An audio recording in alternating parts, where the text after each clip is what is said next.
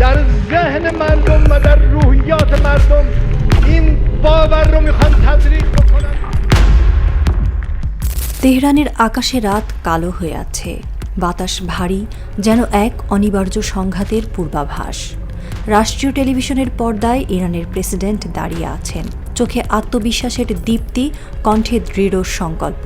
President Donald ট্রাম্পের সাম্প্রতিক হুমকির জবাবে তিনি বললেন, ট্রাম্প যা করেছেন জেলেনস্কির সঙ্গে, এখন আমাদের সঙ্গেও তাই করার চেষ্টা করছেন, কিন্তু ইরান কখনো মাথা নত করবে না।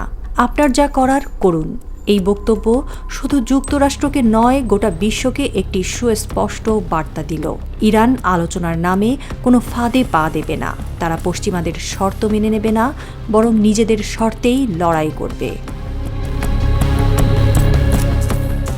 ডোনাল্ড ট্রাম্প সম্প্রতি হুঁশিয়ারি দিয়েছেন, ইরানের সামনে দুটি পথ, আলোচনা করুন, না হয় সামরিক ব্যবস্থা গ্রহণ করা হবে। এই হুমকির জবাবে ইরানের প্রেসিডেন্ট দৃঢ় স্বরে বললেন, আমরা আলোচনায় বিশ্বাস করি না যেখানে আমাদের সার্বভৌম অধিকারকে দুর্বল করার পরিকল্পনা থাকে। ইরানের স্বাধীনতা কারো দয়ার উপর নির্ভর করে না। বিশ্লেষকরা বলছেন, ট্রাম্প প্রশাসন ইউক্রেনের প্রেসিডেন্ট ভলোদিমির জেলেনস্কির ওপর যেমন চাপ প্রয়োগ করেছে, এখন ঠিক তেমন কৌশল প্রয়োগ করছে ইরানের বিরুদ্ধে। তবে ইরান এবার আরও এক ধাপ এগিয়ে যুক্তরাষ্ট্রকে সরাসরি চ্যালেঞ্জ জানিয়ে দিল। পেজেশকিয়ান বললেন, ইরান আলোচনার টেবিলে বসবে তখনই যখন সেটি ইরানের স্বার্থ রক্ষা করবে। শর্ত চাপিয়ে দেওয়া আলোচনার প্রয়োজন নেই। যুক্তরাষ্ট্রের চাপ মোকাবেলায় ইরান তার সামরিক শক্তি দ্রুত বাড়াচ্ছে। নতুন ড্রোন ক্যারিয়ার যুক্ত করেছে, উন্নত ক্ষেপণাস্ত্র প্রযুক্তি তৈরি করছে, মাটির নিচে শক্তিশালী নৌঘাঁটি নির্মাণ করছে, রেডারবিহীন স্টেলথ ড্রোন ও উচ্চ ক্ষমতা সম্পন্ন ব্যালিস্টিক ক্ষেপণাস্ত্রের সক্ষমতা অর্জন করছে। কৌশলগত পদক্ষেপ ইঙ্গিত দেয়, ইরান কেবল আত্মরক্ষামূলক অবস্থানে নেই, বরং ভবিষ্যতের সম্ভাব্য সামরিক সংঘর্ষের জন্য প্রস্তুতি নিচ্ছে।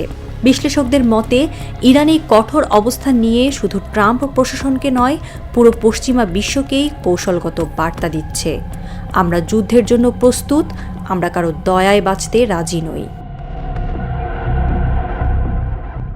পশ্চিমা বিশ্ব যখন ইরানের পারমাণবিক কর্মসূচি নিয়ে উদ্বিগ্ন, তখন ইরানের প্রেসিডেন্ট সরাসরি জানিয়ে দিলেন, আমাদের পারমাণবিক কর্মসূচি আমাদের সার্বভৌম অধিকার, এটি কোনো চাপে বন্ধ হবে না। 2018 সালে মার্কিন যুক্তরাষ্ট্র পারমাণবিক চুক্তি থেকে একতরফাভাবে সরে আসার পর ইরানও তার ইউরেনিয়াম সমৃদ্ধকরণ কর্মসূচিকে আরও দ্রুত এগিয়ে নেয়। বিশ্লেষকদের মতে, ইরান বর্তমানে 60% সমৃদ্ধ ইউরেনিয়াম উৎপাদন করছে, যা মাত্র 24 ঘন্টার মধ্যে 90% পরিশোধিত ইউরেনিয়ামে রূপান্তর করা সম্ভব। যুক্তরাষ্ট্র ইতোমধ্যে সতর্ক করেছে যে ইরান যদি পারমাণবিক অস্ত্র তৈরির পথে আরও এগিয়ে যায়, তবে সামরিক হস্তক্ষেপ হতে পারে।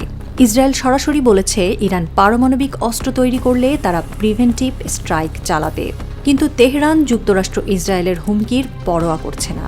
ইরানের প্রেসিডেন্ট মাসুদ পেজেশকিয়ান ঘোষণা দিয়েছেন, আমরা কারো অনুমতির জন্য অপেক্ষা করব না, আমাদের পারমাণবিক প্রযুক্তি আমাদের অধিকার এবং আমরা সেটি রক্ষা করব। ইরান তার শক্তি প্রদর্শনের মাধ্যমে স্পষ্ট করে দিচ্ছে যে তারা যুক্তরাষ্ট্রের একক আধিপত্যকে চ্যালেঞ্জ জানাতে প্রস্তুত। ইরানের সর্বোচ্চ নেতা খামেনির নেতৃত্বে দেশটি দুটি দারুণ কৌশল বাস্তবায়ন করছে। চীনের সঙ্গে অর্থনৈতিক ও সামরিক সহযোগিতা বাড়াচ্ছে, রাশিয়ার সঙ্গে প্রতিরক্ষা চুক্তি সম্প্রসারণ করছে। এদিকে উপসাগরীয় দেশগুলো ইরানের সঙ্গে সম্পর্কের নতুন সমীকরণ গড়ে তুলছে। সৌদি আরব ও সংযুক্ত আরব আমিরাত এখন ইরানের সঙ্গে কূটনৈতিক সম্পর্ক জোরদার করছে, যা মধ্যপ্রাচ্যের রাজনীতিতে নতুন পালাবদলের ইঙ্গিত দিচ্ছে। বিশ্লেষকদের মতে, মধ্যপ্রাচ্যে নতুন শক্তির ভারসাম্য তৈরি হচ্ছে, যেখানে ইরান এখন কৌশলগতভাবে আরও শক্তিশালী অবস্থানে চলে যাচ্ছে। তেহরানের রাস্তায় তখনও আলো জ্বলছে। রাষ্ট্রীয় টেলিভিশনের পর্দায় প্রেসিডেন্টের বক্তব্য শোনার পর সাধারণ মানুষ একে অপরের দিকে তাকাচ্ছে। কারো চোখে ভয় নেই, বরং দৃঢ় সংকল্প। এক প্রবীণ ইরানি নাগরিক জানালার পাশে দাঁড়িয়ে আকাশের দিকে তাকিয়ে বললেন, আমাদের মাথা নত হয়নি, হবেও না, ইরান আত্মসমর্পণ করবে না। তেহরানের আকাশে তারাগুলো আরও উজ্জ্বল হয়ে উঠছে। এই আলো কি প্রতিরোধের প্রতীক, নাকি নতুন কোনো সংঘাতের পূর্বাভাস?